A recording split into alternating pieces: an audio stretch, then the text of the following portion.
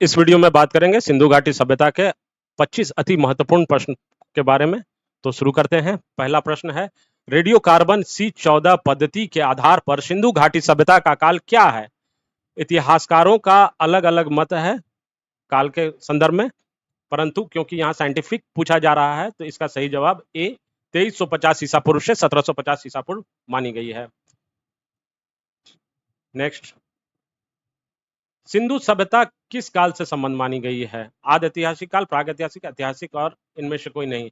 तो आदि ऐतिहासिक काल का अर्थ होता है कि लिखित साक्ष्य उपलब्ध हैं परंतु वो पढ़े नहीं जा सके हैं, अर्थात अपठनीय रह गए। प्रागैतिहासिक काल का अर्थ होता है लिखित साक्ष्य उपलब्ध नहीं है। ऐतिहासिक काल में लिखित साक्ष्य भी उपलब्ध है और वो पठनीय भी हैं। तो सिंधु सभ्यता आदि ऐतिहासिक काल में से संबंध मानी गई है, तो हमारा सही जवाब है answer A. Next question, Sindhu सभ्यता की खोज किसने की?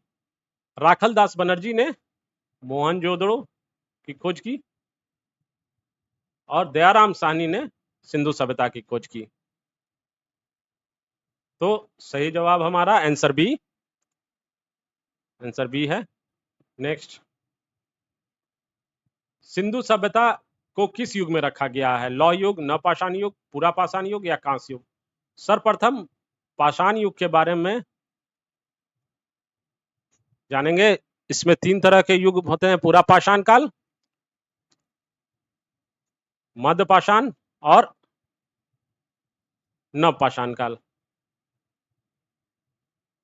इन काल के बाद जो युग शुरू हुआ था वो कांस्य युग था, अर्थात सिंधु सभ्यता को कांस्य युग में रखा गया है। तो सही जवाब हमारा आंसर डी हो जाएगा। नेक्स्ट, सिंधु सभ्यता के लोगों का मुख्य व्यवसाय क्या था?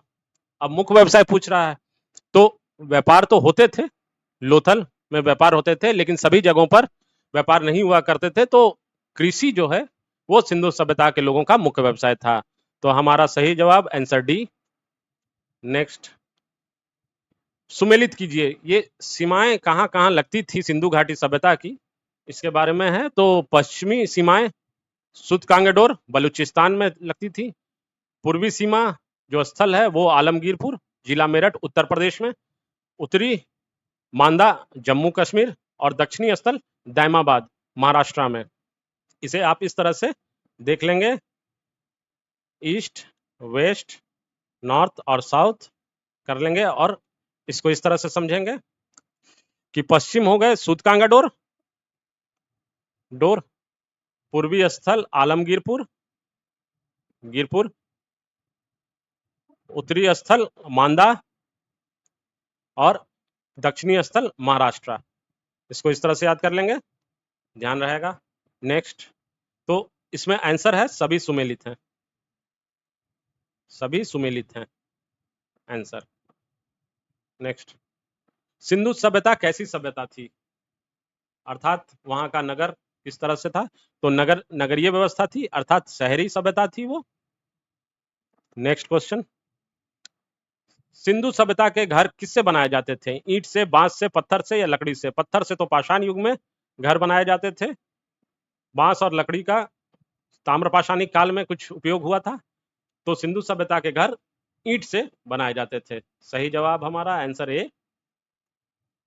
नेक्स्ट क्वेश्चन देखेंगे, हड़प्पा सभ्यता की खोज किस वर्ष हुई थी? हड़प्पा सभ्यता की खोज 1953, 1927, 1922 और 1921।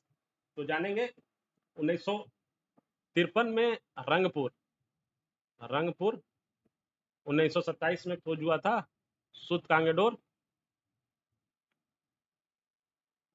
1922 में मोहनजोदड़ो, ध्यान दीजिएगा, और 1921 में हड़प्पा सभ्यता की खोज हुई थी। तो हमारा सही जवाब आंसर डी होगा। नेक्स्ट क्वेश्चन जानेंगे, देखेंगे, सैंधव सभ्यता से प्राप्त स्थलों में कितने शहरों को बड़े नगर की संज्ञा दी गई है? शहर तो काफी मिले थे, लेकिन बड़े नगरों की संज्ञा किसे दी गई है? तो बड़े नगर थे मोहनजोदड़ो, हड़प्पा, कालीबंगा लोथल, धौलावीरा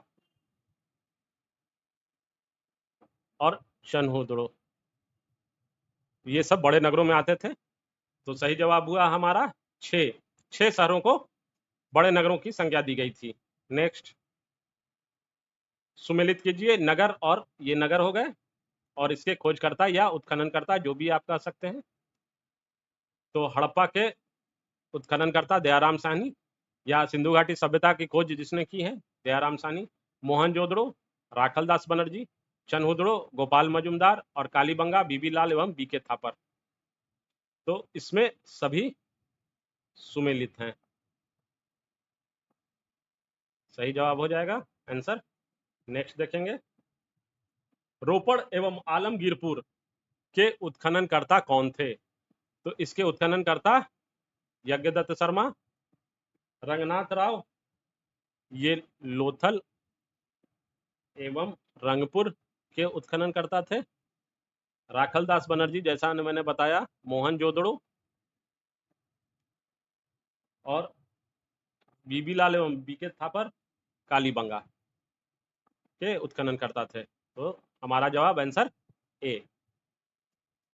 नेक्स्ट, लोथल एवं रंगपुर के उत्खननकर्ता कौन थे? जैसा मैंने पीछे लास्ट क्वेश्चन में बताया, रंगनाथ राव इसके उत्खननकर्ता थे। नेक्स्ट, बनावली एवं धौलावीरा के उत्खननकर्ता कौन थे? तो बनावली एवं धौलावीरा के उत्खननकर्ता रविंद्र सिंह बिष्ट इसके। और ये बनावली किस नदी तट पर बसा हुआ था? रंगोई नदी तट पर। और धौलावीरा बसा हुआ था मानसर एवं मनहर नदी के तट पर। तो हमारा सही जवाब हो गया आंसर डी। नेक्स्ट, सुमेलित कीजिए नगर नदी तट हड़प्पा रावी नदी के तट पर। ये आप ध्यान दीजिएगा कि हड़प्पा रावी नदी के तट पर ये कहाँ स्थित था? ये पाकिस्तान के मोंटगोमरी जिला में। तो हड़प्पा किस नदी तट पर बसा था? रावी नदी। मोहनजोदड़ो सिंधु नदी के तट पर, ये पाकिस्तान के, ये भी पाकिस्तान में था, ये लरकाना जिला में। तो मोहनजोदड़ो कहाँ बसा था? पाकिस्तान के लरकाना जिला। और कौन से नदी तट है? सिंधु नदी। चनहुदड़ो ये भी पाकिस्तान में, और सिंध प्रांत में। सिंध प्रांत कौन सा प्रांत? सिंध प्रांत। तो आपने देखा हड़प्पा, मोहनजोदड़ो और चनहुदड़ो ये तीनों पाकिस्तान में बसे हुए हैं। अब कालीबंगा ये घग्गर नदी के किनारे है, ये घग्गर नदी के किनारे, और ये राजस्थान में पड़ता है, राजस्थान भारत में। और किस जिला में? हनुमानगढ़ जिला में पड़ता है। तो याद रखिएगा ये बहुत ही इंपॉर्टेंट है, अलग अलग क्वेश्चन बना के इससे परीक्षाओं में पूछे जाते हैं। नेक्स्ट क्वेश्चन देखेंगे, सिंधु घाटी सभ्यता के विकसित अवस्था में, मतलब पूरी तरह विकसित हो गई थी, तो निम्नलिखित स्थलों में घरों में कुएं के अवशेष मिले हैं? ये मोहनजोदड़ो में। हड़प्पा मैंने बता दिया पाकिस्तान में था, और मोहनजोदड़ो भी पाकिस्तान में है, तो मोहनजोदड़ो में कुएं के अवशेष मिले हैं। सिंधु सभ्यता के लोगों ने नगरों तथा घरों के विन्यास अर्थात रचना के लिए कौन सी पद्धति अपनाई? घरों को बनाने के लिए ये ग्रिड पद्धति, कौन सी पद्धति? ग्रिड पद्धति अपनाई है। नेक्स्ट, हड़प्पा सभ्यता का संपूर्ण क्षेत्र का आकार कैसा था? त्रिभुजाकार, वर्गाकार, आयताकार या गोलाकार? इसका संपूर्ण क्षेत्र का आकार त्रिभुजाकार था, और इसका क्षेत्रफल 12,99,600 किलोमीटर, स्क्वायर किलोमीटर। काफी बड़ा क्षेत्र था, ध्यान दीजिएगा। त्रिभुजाकार, तो हमारा आंसर ए। नेक्स्ट क्वेश्चन, सुमेलित कीजिए पुरातत्वीय अवशेष और प्राचीन स्थल, जिसमें जुता हुआ खेत ये कहाँ से मिला है? कालीबंगन से। डॉकयार्ड लोथल में। पक्की मिट्टी की बनी हुई हल की प्रतिकृति ये बनावली से। और हड़प्पाई लिपि के बड़े आकार के 10 चिन्हों वाला एक शिलालेख कूट ये धौलावीरा से मिला है। तो सभी सुमेलित है, इसका आंसर होगा सुमेलित है।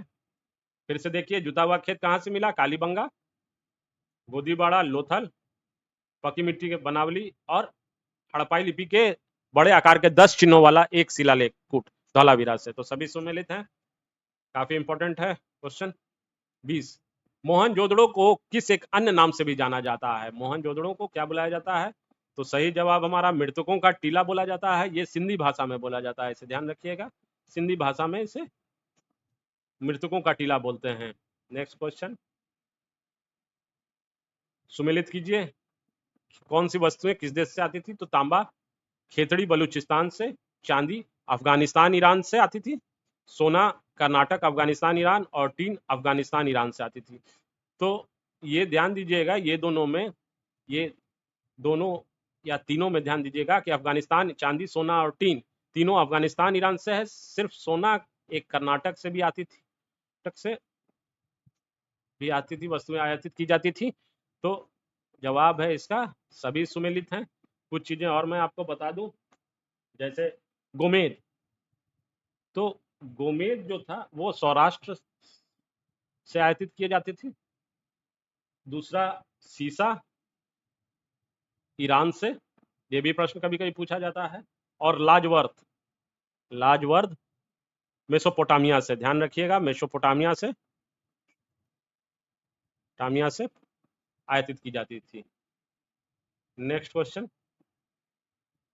सिंधु सभ्यता के लोग अनभिज्ञ थे, मंदिर से, आग से, मूर्तियों से, इनमें से इसमें कांसे की एक नर्तकी की मूर्ति मिली है। तो मूर्ति से तो नवपाषाण युग में ही आग का आविष्कार हो गया था, या आग जानने लगे थे लोग।